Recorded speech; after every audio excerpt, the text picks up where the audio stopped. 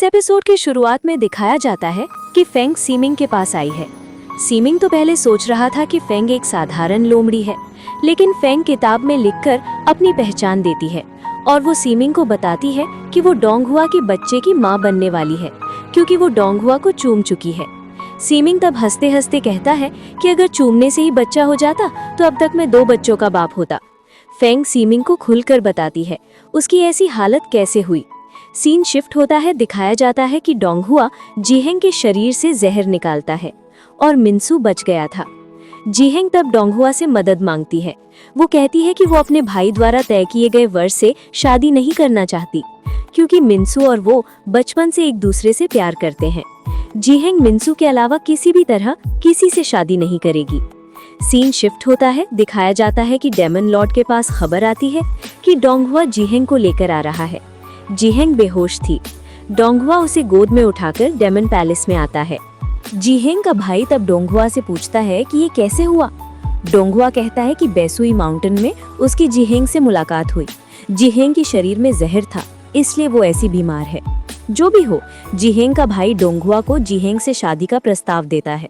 पहले तो डोंगहुआ राजी नहीं हो रहा था। तब जीहेंग का भाई कहता है कि आपने लेकिन हमसे वादा किया था कि किसी का नुकसान न हो, ऐसा कुछ मांगने पर आप उसे देंगे। तब तो डोंगहुआ के पास कुछ कहने को रहता नहीं। डोंगहुआ तब मान लेता है कि वो जीहेंग से शादी करेगा, लेकिन उसके पहले स्काई पैलेस में जीहेंग को 3 महीने के लिए भेजने को कहता है।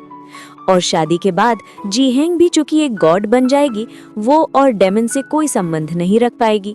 लेकिन जीहेंग का भाई एक कदम ऊपर है। वो सभी शर्तों को मानकर ही डोंगहुआ से शादी की बात कहता है। डोंगहुआ तब मिन्सू को भी बचा लेता है जीहेंग के भाई से।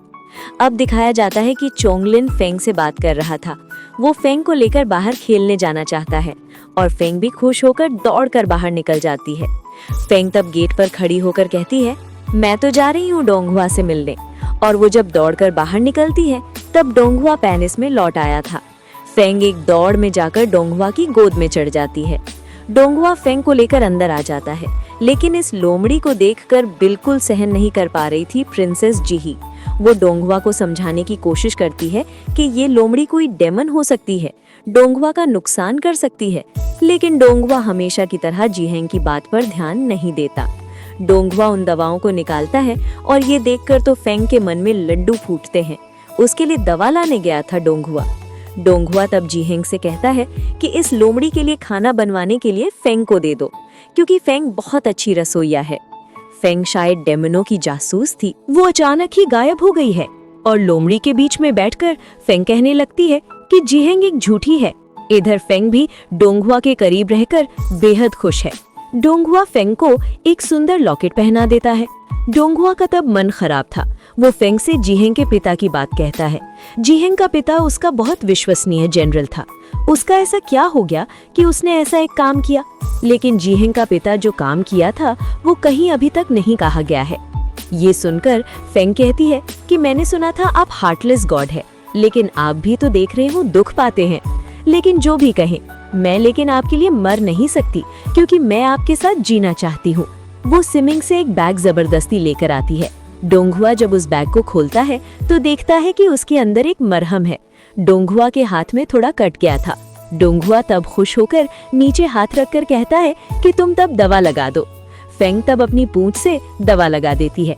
फेंग सारा दिन डोंगहुआ से चिपकी रहती थी और डोंगहुआ भी फेंग को काफी लाड प्यार करता था, ख्याल रखता था। डोंगहुआ जहाँ बैठकर चाय पीता या रेस्ट लेता, वहाँ फेंग के लिए अलग से जगह बनवा दी जाती है, मतलब पूरा ही उस लोमड़ी के लिए। लेकिन ये सब चीजें देखकर प्रिंसेस जीही को बहुत जलन हो रही थी। वो मन में सोचती है कि मैंने डोंगहुआ के लिए इतना कुछ किया, लेकिन उसके पास मेरी तुलना में एक पालतू जानवर का दाम ही ज्यादा है। फेंग तो मन में महा खुश है। वो सोचने लगती है कि डोंगहुआ से उसका शायद प्यार हो गया है। डोंगहुआ उसे प्यार करता है, तभी ऐसा कर रहा है। सीन शिफ्ट होता है, दिखाया जाता है कि सीमिंग फेंग को एक बीज देता है और फेंग उस बीज को स्काई किंगडम के बागान में लगा देती है। इसके बाद दिखाया जाता है कि डोंगहुआ एक मछली पकाकर लेकर आया है फेंग के लिए। फेंग तो बहुत खुश होती है कि डोंगहुआ अब उसके लिए खाना पका रहा है। वो जब मुंह लगाती है तो मछली खाने में बहुत खराब लगती थी, लेकिन वो मन में सोचती है कि अगर वो अब डोंगुआ से कहेगी कि मछली खराब है तो डोंगुआ शायद दुखी होगा, और अगर वो अब इसकी तारीफ करेगी तो उनके बीच प्यार और बढ़ जाएगा। ये सोचकर वो पूरी मछली खा लेती है। डोंगुआ तब कहता है कि मैंने मछली टेस्ट की थी, बहुत खराब लग रही थी खाने में। तब मैंने सोचा कि तुम तो लोमड़ी हो, तुम्हारा टेस्ट हमसे अलग हो सकता है। सच में तो देख रही हूँ मछली तुम्हारे पास बहुत अच्छी लगी, कल मैं फिर से तुम्हारे लिए ये मछली पका कर दूंगा। और अगले दिन ही डोंगुआ के लिए कई सारी मछलियां पका कर लाता है, जिन्हें अनिच्छा के बावजूद फेंग को खाना पड़ता है। और मछलियां खाने के बाद फेंग बेचारी बेहोश हो जाती है। सीन शिफ्ट होता है, दिखाया जाता है कि प्रिंसेस जीही डोंगुआ से कह रही है कि वो उस पालतू जानवर का इतना ज्यादा ख्याल क्यों रखता है, यहाँ तक कि प्रिंसेस जीही का भी उसके पास इतना दाम नहीं है जितना उस लोमड़ी का है। डोंगुआ तब कहता है कि वो सिर्फ एक पालतू जानवर है, उसे इतना सीरियसली लेने की कोई जरूरत नहीं है। ये कहकर वो जब चला जाता है तो जीही देखती है कि पास में ही फेंग खड़ी है। वो तब फेंग के पास जाकर कहती है कि तुम उसके मन में सिर्फ एक पालतू जानवर हो, खुद को लेकर ज्यादा कुछ सोचने की जरूरत नहीं है। ये सुनकर फेंग बहुत मन खराब करती है। वो अंदर आकर सोचने लगती है कि डोंगुआ ने खुद मुंह से कहा है कि वो डोंगुआ के पास सिर्फ एक पालतू जानवर है, जबकि डोंगुआ उसके साथ कितना अच्छा समय बिताया है। वो सोचती थी कि डोंगुआ उसे प्यार करता है। तभी वहाँ चोंगलिन आता है। चोंगलिन आकर फेंग को बाहर ले जाता है। बाहर आकर फेंग डोंगुआ को देखकर उसकी गोद में जाना चाहती थी। चोंगलिन तब कहता है कि कोई समस्या मत पैदा करो, डोंगुआ का बहुत प्रिय एक मेहमान आने वाला है। इसके बाद हम देखते हैं कि स्काई किंगडम में एक पालकी आकर रुकती है, जो पालकी में थी जिहेंग। पिछले एपिसोड में जो डोंगुआ के अतिथि के लिए सब इंतजार कर रहे थे वो और कोई नहीं बल्कि जिहेंग थी। चोंगलिन से फेंग जानती है कि जिहेंग और डोंगुआ की शादी होने वाली है, और ये सुनकर तो वो मन में बहुत गुस्सा हो जाती है। इसलिए जिहेंग जब उसके पास जाना चाहती है तो वो तब चोंगलिन की गोद से उतरकर दौड़कर भाग जाती है। तब जिहेंग का थोड़ा मन खराब होता है। अगले सीन में दिखाया जाता है कि डोंगुआ अपने कमरे में बैठा था। तब थर्ड प्रिंस उसके पास आता है एक तलवार का मॉडल लेकर। सामने ही था लॉर्ड जैन का जन्मदिन, और थर्ड प्रिंस चूंकि लॉर्ड जैन से प्यार करता था, इसलिए वो लॉर्ड जैन को अनोखी एक तलवार उपहार देना चाहता था, और डोंगुआ से कह रहा था कि वो तलवार बना कर दे। चूंकि तलवार को विशेष रूप से बनाना था और उसके अंदर कई सारे मैकेनिज्म्स थे, लेकिन इस तलवार के मॉडल को देखकर फेंग सोचती है कि मॉडल बहुत ज्यादा साधारण है, वो इसे और ज्यादा गॉर्जियस बना सकती है। इस तरह शायद वो डोंगुआ का मन जीत सकती है। ये उसका एक मौका है डोंगुआ का प्यार पाने का। और उसके बाद डोंगुआ जब वो तलवार बनाने का सामान लाने के लिए बाहर निकलता है तो फेंग चली जाती है सिमिंग के पास वो मॉडल लेकर, और सिमिंग के माध्यम से वो मॉडल को सुंदर बनाकर चित्रित करवा लेती है। लेकिन वो जब अंदर आकर वो मॉडल देख रही थी, वहाँ जिहेंग आती है। जिहेंग आई थी डोंगुआ से कुछ कहने के लिए। वहाँ चूंकि डोंगुआ नहीं था, इसलिए जिहेंग फेंग से कहती है कि मैं एक कागज पर कुछ लिखकर जा रही हूँ, वो गॉड डोंगुआ आए तो तुम उसे थोड़ा दे देना। और ये कहकर वो एक ब्रश लेती है कुछ लिखने के लिए। तभी गॉड डोंगुआ आ जाता है, और जिहेंग के हाथ में ब्रश देखकर और मॉडल के बदलाव देखकर वो सोचता है कि इस तलवार के मॉडल को जिहेंग ने बदल दिया है। लेकिन जिहेंग भी कुछ समझ नहीं पाकर चुप रह जाती है। उधर फॉक्स रूपी फेंग तो गुस्से में चली जा रही थी। जिहेंग कुछ कह नहीं रही, इसलिए वो खुद इस मॉडल को बदला है डोंगुआ का ध्यान पाने के लिए, जबकि सारा क्रेडिट जिहेंग ले गई। और उससे पहले फेंग जिहेंग के हाथ पर खरोंच लगा देती है। डोंगुआ तब फेंग को पकड़कर कहता है कि तुम अब देख रही हो इंसानों पर हमला करना शुरू कर दिया है।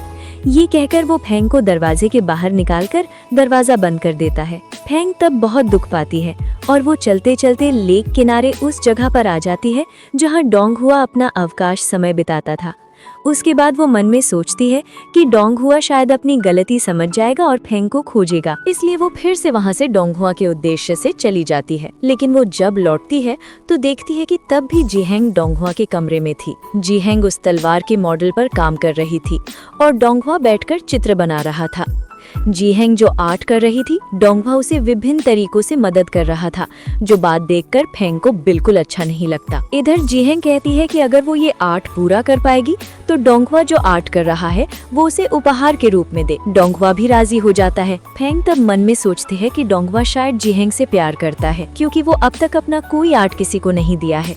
ये पहली बार होने वाला है कि वो किसी को अपना खुद का आर्ट दे रहा है। सीन शिफ्ट होता है, दिखाया जाता है कि डोंगवा और जीहेंग बागान की दूसरी एक जगह पर आते हैं जहां डोंगवा के खुद के हाथ से बनाई गई कुछ चीजें थी और फेंग दूर खड़ी होकर उन्हें ये सब देख रही थी। लेकिन जीहेंग फेंग को देख लेती है और वो उठकर फेंग के पास आती है। पहले वो सोच रही थी कि फेंग शायद उसके पास नहीं आएगी, लेकिन फेंग निष्क्रिय बैठी थी, इसलिए जीहेंग फेंग को उठाकर ले आती है। डोंगवा थोड़ा दूसरी तरफ जाता है।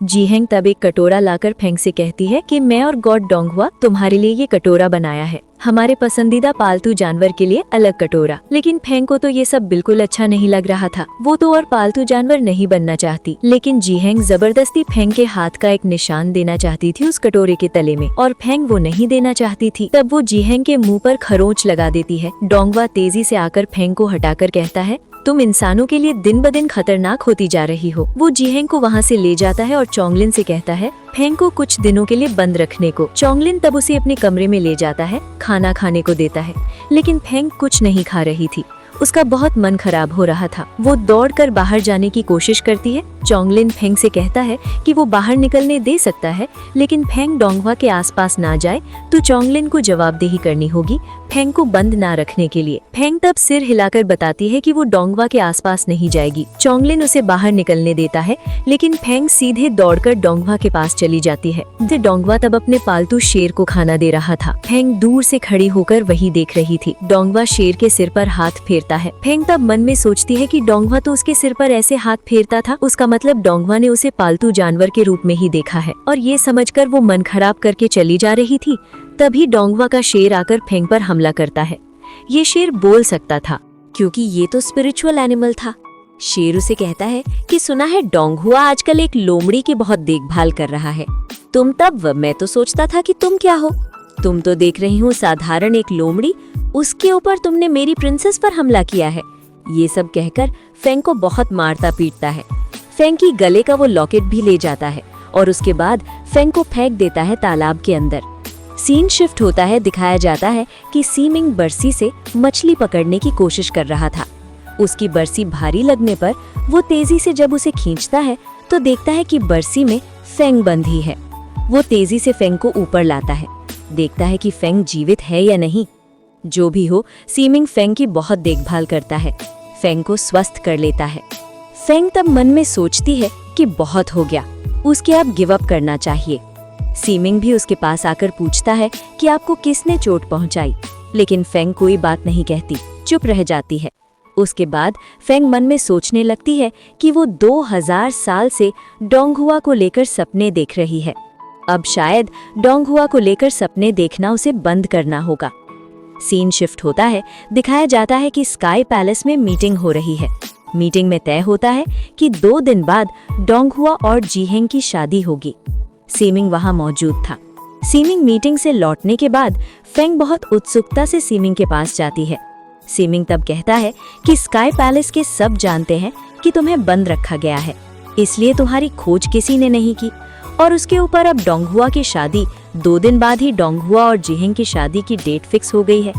सीमिंग फेंग से कहता है कि उसके अब किन कुई में लौट जाना चाहिए, लेकिन फेंग भी और कोई बात नहीं कहती। उसके बाद सीमिंग फेंग को आखिरी बार एक बार डोंगहुआ को दिखाने के लिए ले जाता है, लेकिन डोंगहुआ के पैलेस के बाहर आकर वो खुद को अदृश्य कर लेता है और उसके बाद फेंग को लेकर अंदर जाता है, उस लेक के किनारे जहां डोंगहुआ अपना अवकाश समय बिताता था। वहां जीहेंग और वो शेर लेकर बैठा था डोंगहुआ। दूर से फेंग देखने लगती है और मन में सोचती है कि वे एक सुंदर फैमिली हैं, हस्बैंड वाइफ और उनके पसंदीदा पालतू जानवर, जो पालतू जानवर उन्हें हमला नहीं करेगा। फेंग मन में बहुत दुख पाती रहती है। अब दिखाया जाता है कि फेंग मन खराब करके मीठे आलू उबाल रही थी और दूसरी तरफ लॉर्ड चेन सीमिंग से चिल्ला चिल्ली कर रहा था। फेंग की ऐसी हालत वो इतने दिनों से लॉर्ड चेन को क्यों नहीं बताई? सीमिंग तब बताता है कि वो कोई असुविधा नहीं करना चाहता था। उसके ऊपर इतने दिनों तो फेंग ऐसी नहीं भुगती थी। डोंगहुआ के साथ उसका काफी अच्छा संबंध था, वो काफी खुशी में थी। लॉर्ड चेन तब उससे पूछता है कि फेंग को क्या किसी तरह वे मदद कर सकते हैं या नहीं। सीन शिफ्ट होता है, दिखाया जाता है कि जीहेंग एक चिट्ठी पढ़कर बहुत खुश हो जाती है। तभी उसके पास उसकी शादी का ड्रेस आता है। इधर प्रिंसेस जी ही जब एक माउंटेन में बारिश गिराने का काम कर रही थी, उसकी बेटी आकर खबर देती है कि 2 दिन बाद डोंगहुआ की शादी। ये सुनकर तो प्रिंसेस जी ही दौड़कर लौट आती है। सीन शिफ्ट होता है। दिखाया जाता है कि फेंग मन खराब करके उन जले आलूओं को लेकर लेक के किनारे बैठी थी। वो मन में सोचती है कि डोंगहुआ को लेकर अब तो वो सोच नहीं सकती, क्योंकि डोंगहुआ किसी और से शादी कर रहा है और उसके अलावा डोंगहुआ का तो यहाँ कोई दोष नहीं है। वो जानता भी नहीं कि फेंग किनकुई की प्रिंसेस है और फेंग उसे कितना प्यार करती है। और उसके अलावा फेंग तो अब फैसला कर चुकी थी कि वो लौट जाएगी, इसलिए वो उन जले आलूओं को वहां रखकर वहां से चली जाती है। इधर प्रिंसेस जीहेंग पैलेस में लौटकर आते ही एक लात मारकर जीहेंग के रूम का दरवाजा खोलती है, लेकिन वो कुछ देखकर हैरान होकर देखती है। अब हमें चुइंग को दिखाया जाता है कि फेंग की पूंछों को लेकर बहुत खुश थी। पूंछों को पकड़कर वो सोच रही थी कि फेंग इन पूंछों को डिजर्व ही नहीं करती, लेकिन तभी वहाँ 3 गॉड आ जाते हैं, लॉर्ड जेन, सिमिंग और गॉड जियान। उन्हें देखकर चुइंग पहले नॉर्मल रहने का भाव करती है। वो पहले तो समझ नहीं पा रही थी कि फेंग की उन पूंछों को लेने के लिए ही वे आए हैं, लेकिन ये जानने के बाद चुइंग उन गाढ़ों पर हमला करती है। लेकिन गॉड से तो वो नहीं जीत सकती, क्योंकि चुइंग का कल्टीवेशन बहुत कम था। लॉर्ड जैन, सिमिंग और गॉड जियान तीनों मिलकर चुइंग को इच्छा अनुसार सजा देते हैं और उसके बाद फेंग की पूंछ वापस लेकर जाते हैं। लेकिन जाने से पहले सिमिंग चुइंग के जितने कलेक्शन थे सब आग में जला देता है। ये देखकर चुइंग वहां रोने लगती है। स्काई किंगडम में लौटकर गॉड जियान और अंदर नहीं जाता। वो सिमिंग को जिम्मेदारी देता है कि फेंग को किनकुई में देकर आने की। सिमिंग भी उससे वादा करता है कि फेंग को वो स्वस्थ तरीके से किनकुई में वापस भेजेगा। गॉड जियान वहां से चला जाता है। इसके बाद दिखाया जाता है कि सिमिंग फेंग को लेकर किनकुई में लौट आया है। फेंग अपनी पूंछ वापस पाकर अपनी असली रूप में आ गई थी। फेंग को देखकर वांजेई दौड़कर फेंग के पास आती है। वांजेई थी फेंग के चाचा की स्टूडेंट। उसे तो पहले भी दिखाया गया है। वांजेई जब सिमिंग से पूछती है कि फेंग को क्या हुआ, सिमिंग कहता है कि वो थोड़ी बीमार है, लेकिन इससे बड़े किसी को मत बताना कि वो ऐसी बीमार है। ये कहकर सिमिंग वहां से विदा लेता है। वांजेई जब फेंग को लेकर लौट रही थी, तभी वहां गॉड जियान आता है। जियान को देखकर फेंग रोने लगती है। वो जियान से कहती है कि डोंगुआ ने मुझे बिल्कुल पसंद नहीं किया, वो मुझे एक पालतू जानवर समझता था। वैसे इसमें डोंगुआ का कोई दोष नहीं है, क्योंकि डोंगुआ तो जानता ही नहीं कि मैं उसे 2 साल से प्यार करती हूँ। गॉड जियान तब कहता है कि ये डोंगुआ का दुर्भाग्य है कि वो तुम्हें समझ नहीं पाया, और उसके बाद फेंग के घावों को ठीक कर देता है और कहता है कि अब से वो थोड़ी बुद्धि से काम लेते हुए चले। और इसी के साथ ड्रामा का ये हिस्सा भी यहीं खत्म हो जाता है। कैसा लगा कमेंट बॉक्स में बताना, और अगला पार्ट चाहिए तो कमेंट कर देना और सब्सक्राइब भी कर देना, ताकि अगला एपिसोड सबसे पहले आपके पास पहुंचे।